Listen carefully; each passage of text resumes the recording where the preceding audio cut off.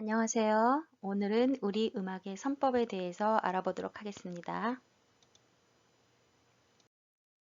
네, 교과서는 76에서 81페이지까지이고 선법을 이해하기 위해서는 먼저 12율에 대해서 이해를 하고 있어야 되기 때문에 12율에 대해서 설명하겠습니다.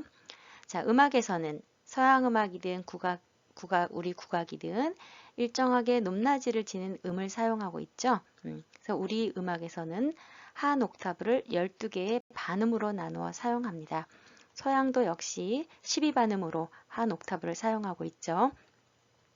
각 음에는 고유한 이름을 붙여서 부르는데요. 국악에서는 이러한 음을 율이라고 부릅니다. 이건 우리가 지난 학기 때 이미 다 배운 거라서 제가 설명하는 걸 들으면 아마 이해가 될 거예요. 그렇죠? 그리고 우리는 이러한 이름을 하나하나 어떻게 율명을 두었죠. 그래서 이 이름, 그 하나하나에 고유한 각 율명을 가지고 있었습니다. 자, 12율에는 뭐가 있었죠? 우리가 12율명을 보면 황종, 여기 빨간 글씨로 줄쳐져 있잖아요. 그쵸? 황종, 대려, 태주, 협종, 고선, 중려, 유빈, 임종, 이칙, 남녀, 무역, 응종 이렇게 12율로 우리가 부르고 또 쓰고 연습 작년에 굉장히 많이 했어요. 그쵸? 일주일마다 쓰고 쪽지 시험도 보고 중간고사에도 보고 아마 그래서 기말고사에 봤죠? 기말고사에도 보고 그래서 여러분들이 이거는 막 자다가 벌떡 일어나도 암기할 수 있을 정도로 암기하라고 그랬었어요. 자, 각 율명은 어떻게? 두 글자로 된 이름으로 되어 있죠? 근데 우리가 이걸 실제로 이 율명을 악보에 적거나 시창을 할 때는 어떻게 한다고 그랬어요? 앞글자, 앞글자만 떼서 황, 태, 중 이렇게 적거나 또는 우리가 그렇게 시창을 한다고 배웠습니다. 네, 그리고 음역에 따라서 우리가 구분을 지은다고 그랬어요. 중간 음역을 우린 중성이라고 부르고 높은 음역을 청성이라고 하고 또 낮은 음역을 탁성 혹은 배성이라고 하는데 이에 따라서 율명의 표기도 달라지고 또 읽는 법도 달라진다고 했죠. 자, 청성 음역에는 청자에 삼수변을 붙여서 읽을 때는 청자라고 붙여서 읽고 삼수변을 붙이고 읽을 때는 청자를 더 붙여 읽고 자, 청성보다 한 음역 더 높은 음은 중청성인데 삼수변을 두 개 붙이고 우리가 읽을 때는 중청을 덧붙여 읽는다고 했습니다. 또 한 옥타브 낮은 탁성이나 배성의 음역에는 사람 인변을 붙이고 읽을 때는 탁이나 배자를 덧붙여 읽는다고 했고요. 이보다 한 음역 더 낮은 배탁성 또는 하배성이라고 하는데 이 음역에서는 우리가 어떻게 한다고 그랬어요? 두인변을 붙이고 역시 배타, 하배를 덧붙여서 읽는다고 했습니다. 자, 두인변은 자 어떻게 쓴다고 했죠? 사람인변 이거죠. 두인변은 사람인변 두 개니까 이렇게 쓴다. 이렇게 쓰면 안 된다고 그랬어요. 그쵸? 어떻게 쓴다? 사람인변 쓰고 요 위에다가 이렇게 써준다고 그랬죠? 자, 그래서 12율 중에 딱 하나만 우리가 주의하면 된다고 그랬어요. 바로 뭐였어요? 자, 중녀였어요. 중녀. 그쵸? 중녀는 얘가 한 글자처럼 움직인다고 그랬잖아요. 한 글자처럼 움직이니까 얘네 둘이를 떼놓으면 안 돼. 이혼시켜도 안 돼. 그래서 청성을 표시할 때는 삼수변을 하나 써주고 얘네는 붙어 다녀야 되니까 이렇게 붙여서 하늘명 높은 걸 표시해주고 자, 하늘명 낮은 건 할 때 어떻게 해야 돼? 그러면 사람인변을 붙이고 얘네는 같이 붙어 다닌다고 그랬잖아. 그쵸? 이렇게 표시를 해준다고 그랬어요. 여기까지는 그래도 이해가 잘 돼. 근데 두인변을 붙이는 두 옥타브 더 낮은 음을 그럼 중년을 어떻게 표시를 하느냐? 사람 인변을 하고 여기다 이렇게 붙여준다 그랬나? 이렇게 하면 안 된다고 그랬어요. 그쵸? 어디다 해줘야 돼? 여기다 붙여주고 얘네는 떨어져서 돌아다니면 안 된다고 그랬어요. 같이 돌아다녀야 된다고 그랬죠? 붙어 다녀야 된다고. 그래서 이렇게 우리가 써준다고 배웠습니다.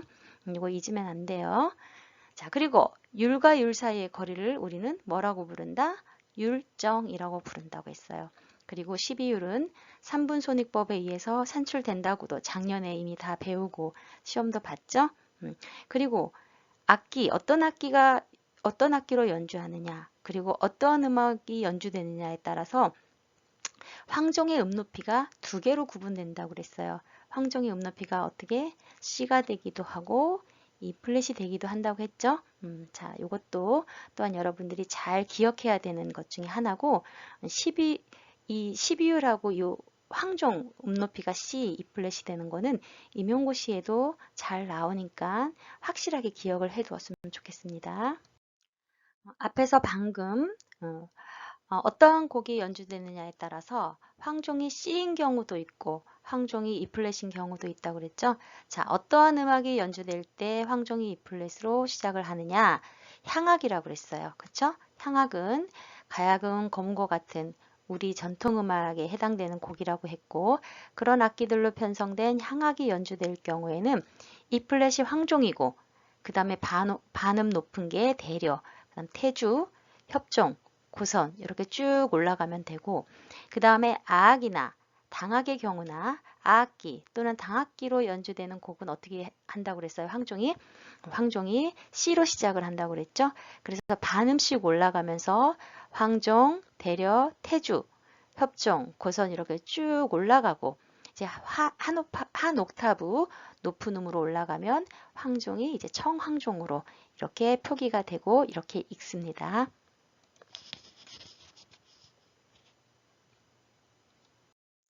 이어서 선법에 대해서 알아보겠습니다. 선법을 설명하기 전에 먼저 음계를 한번 정의를 내려보고 갈게요. 자, 음계란 무엇이냐 하면 어느 음이 중심이 되어서 그 음들을 일정한 높이의 순서에 따라서 늘어놓은 것을 우리가 음계라고 하죠. 즉, 한 옥타브 안에 쓰이는 음들을 단계적으로 배열한 것을 말해요. 그리고 이들은 어떠한 음이 중심이 되더라도 음 사이에 일정한 간격을 유지하는데 이 규칙을 바로 선법이라고 합니다. 서양 음악에서도 장조음계 하면 일정한 음과 음 사이에 일정한 선법이 유지가 되죠. 시작음이 어떤 음이더라도 장조의 선법으로 된 음계를 우리가 장조음계라고 하고 단조의 선법으로 된 음계를 단조음계라고 하듯이 우리 한국 음악도 그러한 규칙을 따르고 있습니다. 우리 음악은 주로 평조와 계면조로 되어 있는데요. 평조, 계면조는 모두 거의 오음음계로 구성되어 있습니다. 평조로 된 가락을 들으면 대체로 편안하고 담담하고 또 차분한 느낌이 들어서 서양의 장조와 많이 비교를 하고요. 우리가 술선법이라고도 합니다. 평조선법을 연주할 때에는 첫 번째 음은 떨어주고 그리고 마지막 오음에서 사음으로 하행할 때 그리고 삼음에서 이음으로 하행할 때 여기에서 하행이 중요합니다. 오음에서 삼음으로 가는 게 아니고 오음에서 사음으로 하행할 때 삼음에서도 삼음에서 일음으로 가는 게 아니라 삼음에서 이음으로 하행할 때 음을 살짝 흘려내려주는 태성을 연주하게 됩니다. 교과서에서는 태에서 황으로 갈 때 태성을 준다 이렇게 돼 있는데 이러한 경우는 실제 연주에서 가야금에만 해당이 되고 보통 오음에서 사음으로 하행할 때나 삼음에서 이음으로 하행할 때 태성을 준다고 알아두면 되겠습니다. 자, 평조 그러면 이 평조 선법은 어떻게 이루어지느냐? 아까 오음으로 우리는 구성이 된다고 그랬죠? 자, 첫 번째 이음과 이음 사이에는 우리는 바로 3률 간격을 유지하게 됩니다. 서양식 음정으로 얘기하면은 장2도 간격이 되겠지만 일단은 율 간격으로 여러분들이 먼저 이해를 하시면 되겠어요. 첫 번째 이음과 이음 사이는 3률 간격이고 이음과 세 번째 음은 4율 간격이고 세 번째 삼음과 사음 간격은 3률 간격이고 사음과 오음은 3률 간격으로 이루어지면 되겠습니다. 밑에 있는 그 오선보 음계를 보면은 얘는 먼저 황종이 뭔가 뭐라 그랬죠? 황종이 E 플랫으로 돼 있어요. 그쵸? 그리고 시작음, 주음도 황종으로 돼 있습니다. 그러니까 여러분들이 황종이 E 플랫이고 주음이 황종이다 이게 헷갈리면 안 돼요. 어떠한 음으로 시작이 되든 간에 황종이 E 플랫인지 황종이 C인지 먼저 봐야 돼요. 황종이 E 플랫이면 E 플랫 황으로 시작을 하면 되고 황종이 C면 황이 C황으로 시작이 되어야 합니다. 그쵸? 근데 여기에서 보이는 거는 황종은 E 플랫이고, 그리고 시작, 주음도 황종으로 시작을 하고, 음정 오음이 간격이, 오음 간격이 늘어난, 이렇게 차례로 쌓아 놓은 음정 사이사이의 간격을 봤더니, 첫 번째 황에서 태까지는 3률 간격이고, 태에서 중까지는 4율 간격이고, 중에서 임까지는 바로 3률 간격이고, 임에서 남까지도 3률 간격이죠. 아, 얘는 평조선법이구나. 그럼 시작음은 뭐죠? 황종이죠. 그래서 우리는 이러한 선법으로 이루어져 있으면 황종궁 평조선법이라고 말하게 됩니다.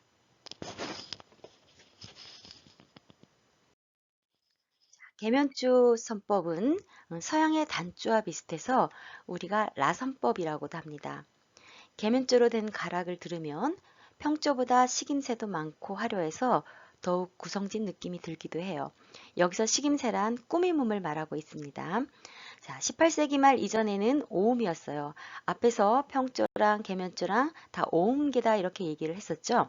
처음에 18세기 말 이전까지는 오음이었으나 18세기 말에서 19세기 초부터 몇몇 악곡을 제외하고는 거의 삼음음계 또는 사음음계로 변하였습니다. 먼저 두 번째 음이 사라지고요. 그다음에 다섯 번째 음이 사라져서 현재 전해져 내려오는 곡들은 계면조가 삼음으로 구성된 음들이 많습니다. 계면조 선법의 식임새는 어떻게 해주냐? 시작음, 제 이름이죠. 시작음을 떨어주고 네 번째 음에서 세 번째 음으로 하행할 때 얘는 태성을 하게 됩니다. 그럼 밑에 있는 악보를 보면 임종에서는 음을 떨어주고 네 번째 태주에서 황종으로 내려갈 때, 태에서 황으로 내려갈 때는 우리가 태성을 주게 연주를 하면 되겠습니다. 자, 계면조 선법의 간격은 그러면 어떻게 이루어지느냐? 첫 번째 음에서 두 번째 음까지는 4율 간격이고, 두 번째 음에서 세 번째 음까지는 3율 간격이고, 세 번째 음에서 네 번째 음까지의 간격은 3율 간격이고, 네 번째 음에서 다섯 번째 음까지는 4율 간격을 이루면 되겠습니다. 지금 막 음률 이러니까 조금 막 말할 때 헷갈리긴 한데 뭐 이게 말이 헷갈리는 거지 이해가 헷갈리는 건 아닐 거예요. 그쵸? 그래서 간격 사이에 벌어지는 선법의 율 간격을 잘 이해하고 있으면 별로 어렵지 않을 것 같습니다. 자, 밑에 있는 악보를 보면은 먼저 악보를 보면 황종이 어떤 의미인가를 먼저 보라고 그랬죠? 얘도 역시 황종이 E 플랫이에요. 그쵸? 황종이 E 플랫이고 지금 시작음은 뭐예요? 임종이 시작음이에요. 그쵸? 그래서 임종으로 시작돼서 쭉 나열을 해봤더니 임, 무, 황, 태, 중이라는 음격으로 쌓이고 이 음정의 간격을 봤더니 임에서 무까지는 4율이고 무에서 황까지는 3율이고 황에서 태까지도 3율이고 태에서 중까지 4율이죠. 그러면 얘는 계면조 선법이다. 그리고 시작음은 뭐예요? 임종이에요. 그쵸? 그래서 얘는 임종궁 계면조가 되겠습니다. 수고 많았습니다. 오늘 1교시 수업은 여기까지이며 이어서 2교시 수업이 있겠습니다.